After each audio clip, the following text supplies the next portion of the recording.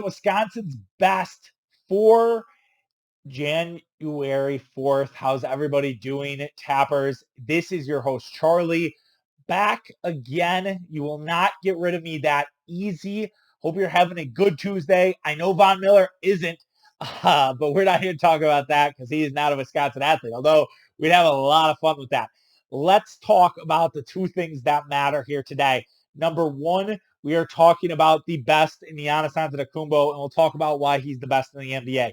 Number two, the worst, we'll talk about Peter King, completely forgetting about the Green Bay Packers this season, which is really interesting. We'll get into that a little bit later here. But let's start with Giannis Antetokounmpo. We always start positive on the show. That's what we are.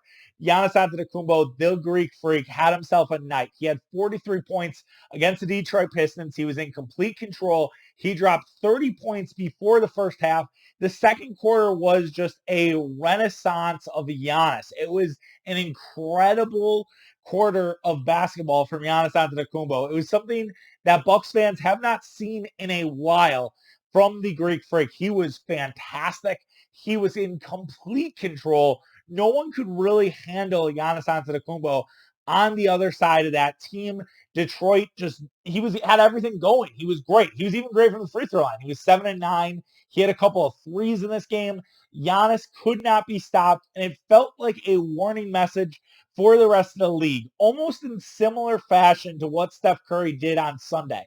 And you start to wonder if all these guys are kind of getting their sea legs back. Like, we saw what Curry did. He had another good night against Sacramento yesterday. So maybe these guys are starting to feel it. Jason Tatum, I believe, had 41 against the Toronto Raptors. So maybe all of this is accumulation of the guys are starting to feel themselves. And look, Giannis Antetokounmpo is going to be the best player in the NBA. Is he going to win MVP this year? No.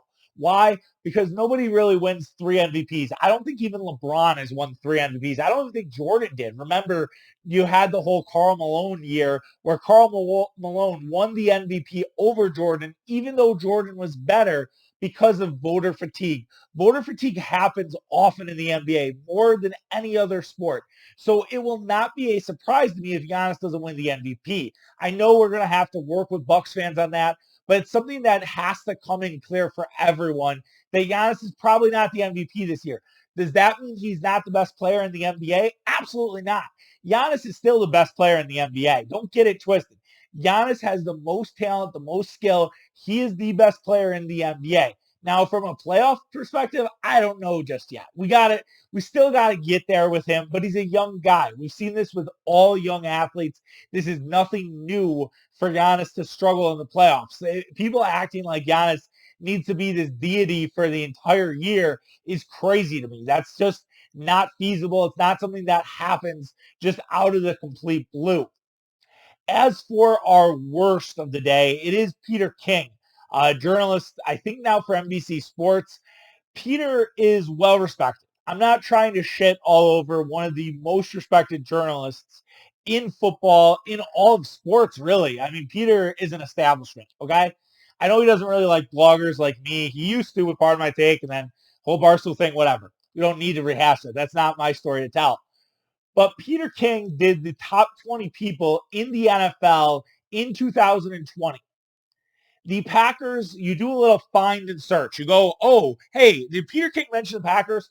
Oh, he didn't. Matt LaFleur got coach of the week. You recognize that Matt LaFleur is 26-6 as a coach.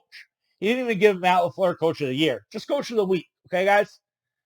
So Peter does not mention Aaron Rodgers as one of the 20 people that defined the NFL season.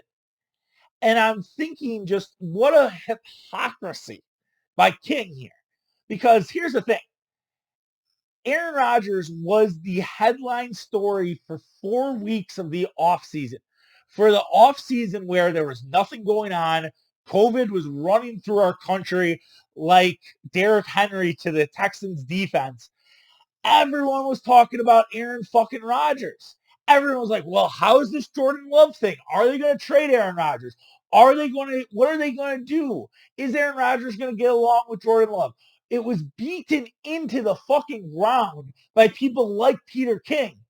Yet, because the Packers are successful, because it's not a sexy storyline and it faded away and it went away, no one wants to talk about it anymore. No one wants to be like, oh, Aaron Rodgers matters. Aaron Rodgers is the fucking MVP.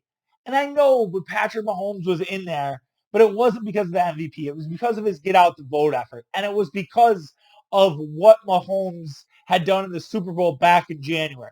So maybe King's angle here was more about the people outside of the NFL spectrum, people we don't know. I mean, Kendall Hinton was mentioned, right? The guy who had to play quarterback. There was an activist who got rid of the Redskins name and now is the football team. Lene Duvernay, the doctor, was mentioned. So maybe I'm looking at this all wrong, and maybe my outrage isn't justified. But at the same time, even if Peter King is like, hey, look, I'm looking at this as a whole thing. I'm not just looking at who's on the football field. You still have to mention Aaron Rodgers because he was still a really important part of 2020, not just from him being an MVP and finding himself again and getting himself centered and becoming the best player that he's been forever since maybe 2011, but also all the Jordan Love nonsense that everybody put in the atmosphere. So that is why I would put Aaron Rodgers on my list of the 20 most athletes or the 20 NFL people that define the 2020 season. I know Peter King didn't, and that's okay. And we'll look forward to Peter's glowing piece about the Packers when they get to Tampa and when they win the Super Bowl. But we'll save that for another time. Another Wisconsin's best and Wisconsin's worst. Remember to subscribe. It's really easy. You just hit the button. If you have a Google account, you probably have a YouTube account. Just subscribe. We'd love to have you. We'd love to get these videos to you every day. We're hoping. Fingers crossed. Life sometimes gets in the way. We'll have those. We're also on Twitter, SnowTapWI, Instagram, SnowTapWI, Facebook, SnowTap, and you can find our podcast, the SnowTapWI Network, on wherever you get podcasts. We talk about a lot of things. We're trying to keep them separate, church and state, if you will. All right, take care, Tappers. Have yourself a great Tuesday. We'll be back tomorrow.